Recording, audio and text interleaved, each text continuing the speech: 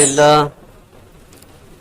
إن الحمد لله نحمده ونستعينه ونستغفره ونؤمن به ونتوكل عليه ونعوذ بالله من شرور أنفسنا ومن سيئات أعمالنا من يهد الله فلا مضل له ومن يضلل فلا هادي له وأشهد أن لا إله إلا الله وحده لا شريك له وأشهد أن محمدا عبده ورسوله أما بعد فإن خير الحديث كتاب الله وخير الهدي هدي محمد صلى الله عليه وسلم وشر الأمور محدثاتها وكل محدثة بدعة وكل بدعة ضلالة وكل ضلالة في النار.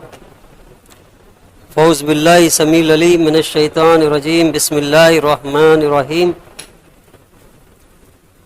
يا أيها الذين آمنوا اتقوا الله حق تقاته ولا تموتن إلا وأنتم مسلمون. يا أيها الناس اتقوا ربكم الذي خلقكم من نفس واحدة وخلق منها زوجها وبث منهما رجالا كثيرا ونساء واتقوا الله الذي تسألون به والأرحام إن الله كان عليكم رقيبا.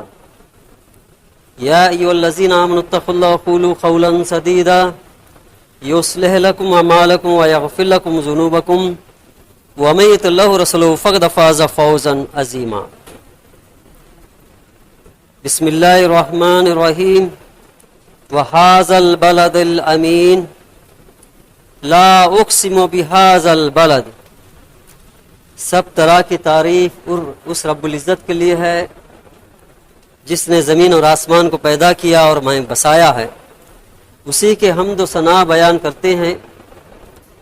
اس کے سوا اور کوئی عبادت کے لائق نہیں. ہم گواہی دیتے ہیں اور آخری نبی حضرت محمد صلی اللہ علیہ وسلم اللہ کے رسول اور بندے ہیں. میرے بزرگ اور عزیز دوستو، یہ جو مہینہ ہے ذی القعدہ کا مہینہ ہے. اس کے بعد ذی الحجہ کا مہینہ آ رہا ہے.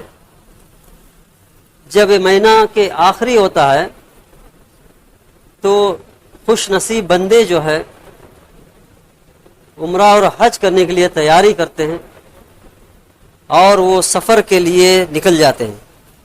اسی لیے آپ کے سامنے اسی کے مسلسل یہ خطبہ منتخب کیا ہوں کہ ہمیں عمرہ ہو یا حج کے لیے ہم جب سفر کرتے ہیں تو ہمیں کم سے کم علم ہونی چاہیے کہ حرم شریف کا حرمت کیا ہے، مدینے کی حرمت کیا ہے، اور وہاں کے جو ارکان کیا ہے اور وہ مقامات کیا ہے اور اس کی فضیلت کیا ہے. کم سے کم تھوڑا بہت علم ہونی چاہیے، ورنہ ہم تو جاتے ہیں لیکن نہ اس کے پورے سے پورا فائدہ اٹھاتے ہیں نہ نیکی کما سکتے ہیں. اسی لیے چند باتیں آپ کے سامنے رکھنے کے لیے میں کوشش کروں گا کہ آئیے کہ ان دنوں میں جو حج کے لیے سفر کرنے کے لیے جو خوش نصیب بندے جو نیت کیے ہیں اللہ تعالیٰ ان کی نیتوں کو پورا کرے. آج کا یہ خطبہ بہت ہی عالی شان والا خطبہ ہے، کیونکہ سب سے پہلے ہم مکے کی فضیلت دیکھتے ہیں کہ اللہ تعالیٰ نے مکے کے بارے میں قرآن مجید میں کیا فرمایا. مکے کے بارے میں اللہ تعالیٰ نے فرمایا کہ وَحَاذَا الْبَلَدِ الْأَمِينَ، یہ جو شہر ہے امن والا شہر ہے. یہ سرزمین جو ہے مکہ جو ہے یہ امن والا شہر ہے. اللہ تعالیٰ نے پوری دنیا کے اندر بہترین جو جگہ چنا ہے وہ حرم ہے مکہ. مکے کے سوا اور جگہ کہیں بھی اتنا حرمت والا نہیں ہے. اس کے بعد میں مدینہ شریف آتا ہے، اس کے بعد میں مسجد الاقصی کا علاقہ آتا ہے. یہ تین ایسی چیزیں ہیں، ایسی مقامات ہیں کہ اللہ تعالیٰ نے اس کو خاص کیا ہے. اس کے اندر سب سے پہلی جو آتی ہے جو مکہ ہے. اور جگہ اللہ تعالیٰ نے فرمایا کہ لا اقسم بہذا البلد، یعنی قسم کھا کر کہا کہ اس سرزمین کے بارے میں. تو اس سے بات صاف واضح ہوتا ہے کہ اللہ کے نظر میں اس زمین کا کتنا بڑا مقام ہے. وہاں پر اللہ تعالیٰ کے بیت اللہ، اللہ کا گھر ہے ادھر. پوری ساری دنیا کے لوگ بیت اللہ کے طرف اپنا چہرہ کر کے عبادت کرتے ہیں. اس کی طرف کرنے کا مقصد یہی ہے کہ اللہ تعالیٰ نے سارے دنیا کے لوگوں کو ایک ہی عبادت، ایک اللہ کی عبادت کرنے کی اتحاد کا ثبوت دیتا ہے، اور اتنا ہی نہیں کہ وہاں کی جو فضیلت ہے، وہاں کی جو نشانیاں ہیں اس کو یاد کرواتا ہے۔ اللہ تعالیٰ نے جو مقام دیا ہے اس کے بارے میں اللہ کے نبی صلی اللہ علیہ وسلم نے یوں فرمایا کہ حضرت عدی بن ہادی فرماتے ہیں کہ رسول اکرم صلی اللہ علیہ وسلم کو دیکھا کہ آپ نے ایک مقام پر چلے گئے اور وہاں سے یوں فرمایا کہ اللہ کی قسم، اللہ کی بہترین اور اس کو سب سے محبوب زمین تم مکہ ہو، یعنی شہر مکہ ہو، اور اگر مجھے یہاں کی قوم نہ نکالتا تو میں تم سے چمٹ کر رہ جاتا۔ یہ ترمذی کی حدیث ہے۔ اللہ کے نبی صلی اللہ علیہ وسلم جب ہجرت کر رہے تھے اس وقت میں اللہ کے نبی صلی اللہ علیہ وسلم نے مکہ جو شہر ہے اس کو مخاطب کر کے فرما رہے تھے۔ اسی طریقے سے عبداللہ بن عباس رضی اللہ عنہ سے بھی اور ایک روایت ہے، وہ بھی ترمذی کی ہی ہے، مکہ کو مخاطب کر کے اللہ کے نبی صلی اللہ علیہ وسلم یوں فرمایا کہ تو کتنا ہی اچھا شہر ہے اور مجھے کتنا ہی محبت ہے تم سے، اور اگر میری قوم مجھ کو نہ چٹلاتے اور نہ نکالتی یہاں سے تو تیرے علاوہ اور کسی زمین پر میں سکونت اختیار نہیں کرتا۔ یہ بھی ترمذی کی حدیث ہے، یعنی سکون اختیار کرنے کے لیے شہر مکہ بہت امن والا شہر ہے۔ جس نے مکہ میں چلا گیا حدود کے اندر تو اللہ کی پناہ میں رہ جاتا ہے، امن میں چلے جاتا ہے، اور خوش نصیب بندے ہیں جن لوگوں نے کہ مکے کو، حرم شریف کو صبح اور شام دیکھتے رہتے ہیں۔ دیکھنا بھی اس کے لیے نیکی ہی ہے، اور جیسا پہلی نظر گرتا ہے تو اس کے یہاں دعا قبولیت کا مقام ہے۔ یعنی جب عمرہ کے لیے، حج کے لیے جاتے ہیں تو جب کعبۃ اللہ پر ہماری نظر گرتی ہے تو فوراً ہمیں دعا مانگنی چاہیے، اللہ تعالیٰ اس دعا کو قبول فرماتا ہے، کیونکہ اتنا فضیلت اللہ تعالیٰ نے دیا ہے کہ پوری سرزمین کے اندر سب سے پہلی مسجد جو ہے اللہ تعالیٰ نے منتخب کیا اور بنوایا ہے وہ ہے مکہ، یعنی حرم شریف جو مکہ معظمہ ہے۔ اور اس کے بعد نوح علیہ السلام کے زمانے میں جو طوفان آیا تھا اس کے بعد میں بھی وہ ڈوب گیا تھا، پھر اس کے بعد میں حضرت ابراہیم علیہ السلام اور اسماعیل علیہ السلام کو حکم دیا کہ اس کو دیواریں پھر دوبارہ سے کھڑا کرتے، اور ابراہیم علیہ السلام نے وہ دیواریں کھڑا کرتے ہوئے دعا بھی فرمایا کہ ہے میرے رب اس مکے کو امن والا شہر بنا دے۔ اتنا ہی نہیں،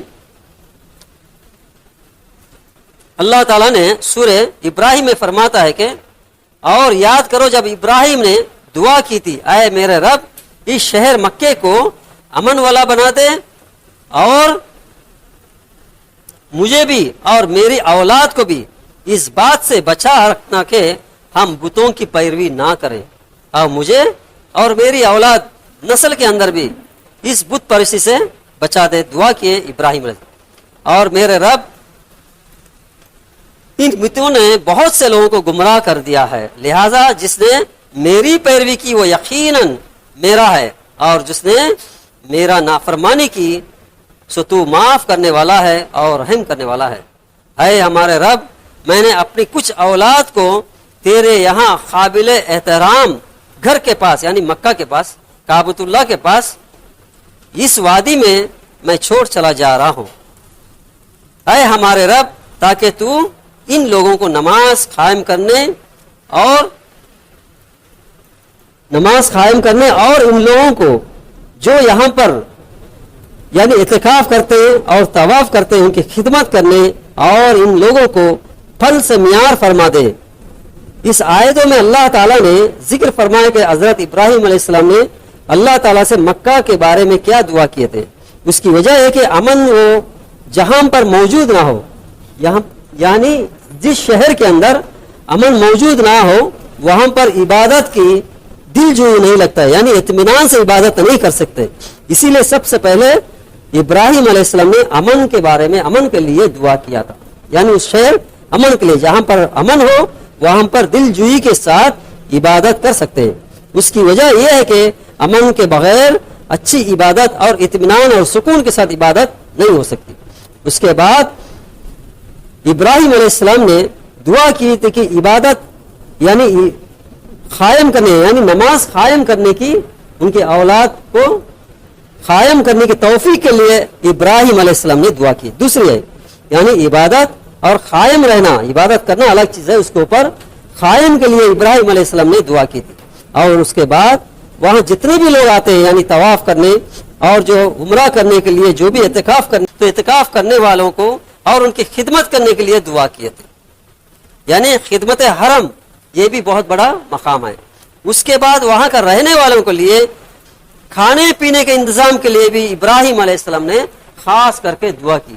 وہی خاص دعا کی برکت ہے کہ آج بھی اس شہر کے اندر میں امن ہے اور ساری دنیا کے پھل سب چیز وہاں پر موجود رہتے ہیں, ملتے ہیں, ہر وقت میسر رہتے ہیں. اللہ تعالیٰ کے حمد و ثنا بیان کرنی چاہیے, کیونکہ اور علاقے میں اتنا امن نہیں اور اتنا کھانے پینے کے انتظام نہیں ہوتا جتنا اللہ تعالیٰ نے مکے کے اندر میں رکھا ہے.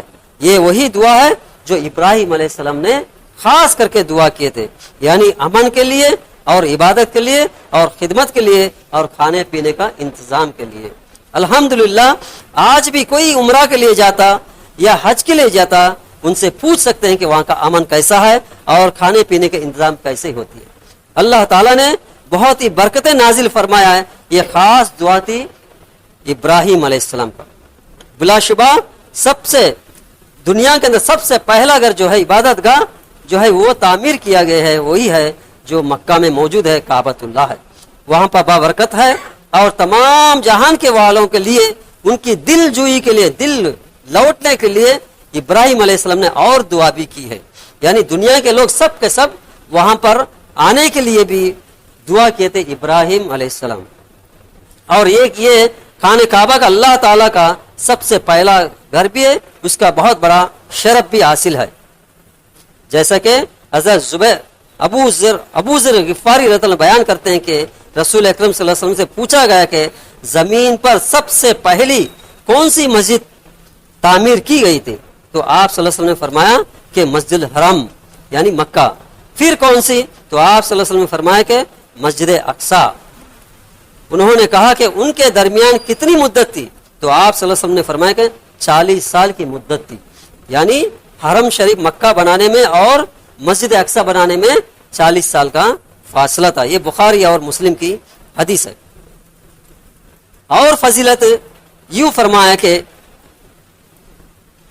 اس گھر کے اندر بابرکت ہے, اس شہر کے اندر برکت ہے. اور تیسری بات یہ بھی بتایا کہ سارے جہاں کے لوگوں کے لیے مرکز ہدایت ہے, یعنی ہدایت پانے کے لیے وہ ایک مرکز ہے. چوتھی ہے کہ اس میں اللہ تعالیٰ کی کئی کھلی نشانیاں ہیں, مثلا زمزم پانی اور صفا مروہ اور بیت اللہ کے جو طواف اور مقام ابراہیم اور حتیم اور رکن یمانی اور ازر اسود, یہ سب ملتزم, یہ سب جو ہے وہاں کے جو عظمت والی چیزیں, مکے کے جو ہے عظمت والی چیزیں. یہ بات آپ کے سامنے رکھنے کا وجہ یہ ہے کہ جو بھی عمرہ اور حج کے لیے جاتے ہیں کم سے کم وہاں کا جو فضیلت ہے اور وہاں کا عظمت ہے اس کو جانکاری رکھنا ضروری چیز ہوتا ہے. یہ عظمت والا عظیم عبادت گاہ ہے. یہ بیت اللہ کا طواف کی فضیلت بھی بہت اللہ کے نبی صلی اللہ علیہ وسلم نے فرمایا گیا. کائنات میں صرف خانہ کعبہ ہی ہے جس کا طواف فرض کیا گیا ہے جو عمرہ اور حج کے لیے جاتے ہیں. یعنی طواف جو ہے صرف کعبۃ اللہ کے ہی کرنے کا حکم دیا ہے. اس کے علاوہ کسی اوروں کا یعنی کسی خبر وغیرہ کا زیارت کرتے ہوئے اس کا طواف کرنا اسلام کے اندر میں حرام کیا گیا ہے. صرف طواف جو ہے کعبۃ اللہ کا ہی طواف کرنی چاہیے اور کسی کا طواف جائز نہیں ہے. جیسے کہ رسول اکرم صلی اللہ علیہ وسلم نے فرمایا کہ طواف بیت اللہ کی فضیلت بیان کرتے ہوئے آپ صلی اللہ علیہ وسلم نے یہی فرمایا کہ دوران طواف ہر قدم پر 10 نیکیاں ملتی ہے اور 10 گناہ مٹھا دیے جاتے ہیں اور 10 درجات بلند کر دی جاتی ہے. مسند احمد کی حدیث ہے. مسجد حرم ان 3 مساجدوں میں سے ہے جن کی طرف ثواب کی نیت سے سفر کرنا مشروع ہے. صرف 3 مسجدوں کا ہی نیکی حاصل کرنے کی نیت سے سفر کرنی چاہیے. جیسا کہ اللہ کے نبی صلی اللہ علیہ وسلم نے ارشاد فرمایا کہ ثواب کی نیت سے صرف 3 مساجد کی طرف سفر کیا جا سکتا ہے, اور وہ ہے کہ مسجد حرم, مسجد اقصی اور مسجد نبوی، صرف یہ 3 مسجدوں کے سوا اور کہیں اس نیت سے نہ جائیں کہ وہاں پر جانے سے اتنا ثواب مل جائے گا، اتنا نماز کا ثواب مل جائے گا وغیرہ وغیرہ۔ یہ بخاری اور مسلم کی متفق علیہ حدیث ہے۔ اس حدیث سے ثابت ہوا کہ ان 3 مساجد کی طرف ہی ثواب کی نیت سے سفر کیا جا سکتا ہے، ان کے علاوہ اور کسی مسجد یا مزار وغیرہ کی ثواب کی نیت سے سفر کرنا مشروع نہیں ہے، وہ حرام ہے۔ مسجد الحرم میں نماز پڑھنے کی فضیلت بھی بہت زیادہ ہے۔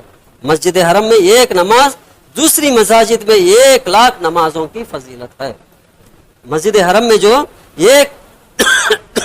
ایک نماز پڑھتا ہے تو دوسری دیگر مسجدوں سے 1,00,000 نمازوں سے افضل ملتی ہے۔